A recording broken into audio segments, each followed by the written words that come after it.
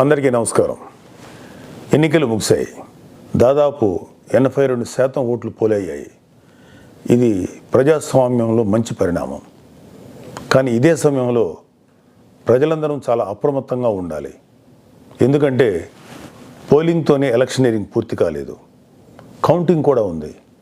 ఓటమి కళ్ళ ముందు కనిపించడంతో వైసీపీ అసురగణం ఎంతటి అరాచకానికి ఒడిగొడుతుందో పల్నాడు, తాడిపత్రి, తిరుపతిలో చూసాం.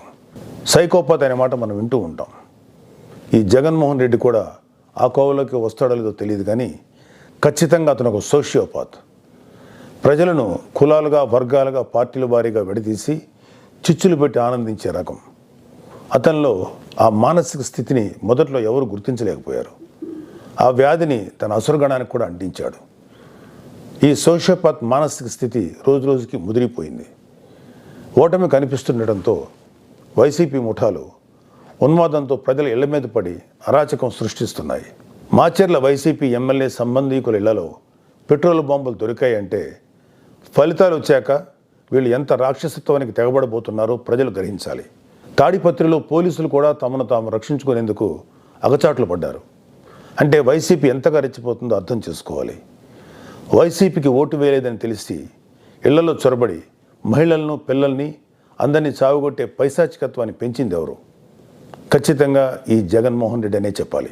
విశాఖపట్నంలోని కంచరపాలెంలో ఓ కుటుంబం కూటమి అభ్యర్థులకు ఓటు వేసిందని తెలిసి వైసీపీ గుండాలు ఆ ఇంట్లో మహిళలను, చదువుకుంటున్న పిల్లలపై దుర్మార్గంగా దాడి చేసింది. గర్భంతో పుట్టింటికి వచ్చిన మహిళపైన తీవ్రంగా దాడి చేశారు.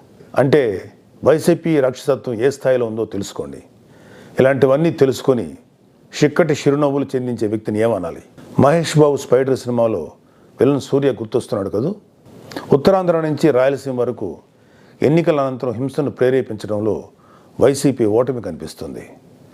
రాబోయే ఓటమిని కప్పిపుచ్చుకునేందుకే ఈ దాడులు చేస్తుంది. ఈవీఎంలు భద్రపరిచిన స్ట్రాంగ్ రూమ్స్ దగ్గర కూడా భద్రత పటిష్టంగా ఉంచాలి. అక్కడ సెంట్రల్ గవర్నమెంట్ వారిది 3 అంచెల సెక్యూరిటీ ఉంది. అయినా కూడా అక్కడ మన కూటమి పార్టీల ప్రతినిధులు నిరంతరం పహరా ఉండాలి. ముఖ్యంగా మన జన సైనికులకి, వీర మహిళలకి నా అభ్యర్థన ఏంటంటే, ఎక్కడైతే జనసేన పోటీ చేసిన ప్రాంతాల్లోని ఈవీఎంస్ భద్రపరిచిన స్ట్రాంగ్ రూమ్స్ ఉన్నాయో అక్కడ మన జన సైనికులు వాలంటీరింగ్ చేసి కాపులాగా కూర్చోవాలి. ఈ అవకాశాన్ని ముఖ్యంగా మనం వదులుకోవద్దు, వాడుకుందాం. ఈ వైసీపీ దుర్మార్గులను ఏ దేశంలోనూ తేలిగ్గా తీసుకోవద్దు. వాళ్ళు ఏ అరాచకానికైనా, దౌర్జన్యానికైనా తెగబడతారు. ఆ మధ్యన అంటే 2-3 ఏళ్ల క్రితం అమెరికన్ ప్రెసిడెన్షియల్ ఎలక్షన్స్లో కూడా ఎక్స్ ప్రెసిడెంట్ డొనాల్డ్ ట్రంప్ ఇలాంటి లక్షణాలే కనబరిచాడు. ఎన్నికల్లో ఓడిపోతున్నాను అని తెలిసాక కూడా నేనే గెలుస్తున్నాను, గతం కంటే గట్టిగా ఓట్లు వచ్చాయని ప్రచారం మొదలెట్టాడు. ఫలితాలు వచ్చాక కూడా నానా యాగి చేసి కుర్చీ వదలంటే వదలని అలాగే భీష్మించి కూర్చుంటే వైట్ హౌస్ నుంచి పంపేశారు. దాదాపు ఇలాంటి లక్షణాలే మన ఆపద్ధర్మ ముఖ్యమంత్రి జగన్మోహన్ రెడ్డి కూడా ప్రదర్శిస్తున్నాడు. అందుకే మొన్నటికి మొన్న ఐపాక్ మీటింగ్లో కూడా తన పార్టీ గెలుస్తుందని గొప్పలు చెప్పాడు. అతని మానసిక స్థితిని వంట పట్టించుకున్న ఉత్తరాంధ్ర నాయకుడు ప్రమాణ స్వీకార ముహూర్తం, విశాఖలో స్థలం అన్నీ ప్రకటించేశాడు. జూన్ 4 తర్వాత వీళ్ళందరినీ విశాఖలో ఉన్న ఆ ఆసుపత్రిలో చేర్చాల్సిందే. ట్రంప్ లాగే జగన్ కూడా కుర్చీ వదులుకోవడానికి ఇష్టపడ్డాం. తన ఉన్మాద బృందంతో రాష్ట్ర వ్యాప్తంగా దాడులు, హింసకు తెగబడే ప్రమాదం లేకపోలేదు. దీనిపై కేంద్ర ప్రభుత్వానికి ఖచ్చితమైన సమాచారం ఉంది. అందుకే వచ్చే నెల 15వ తేదీ వరకు కేంద్ర బలగాలను మోహరించాలని చెప్పింది.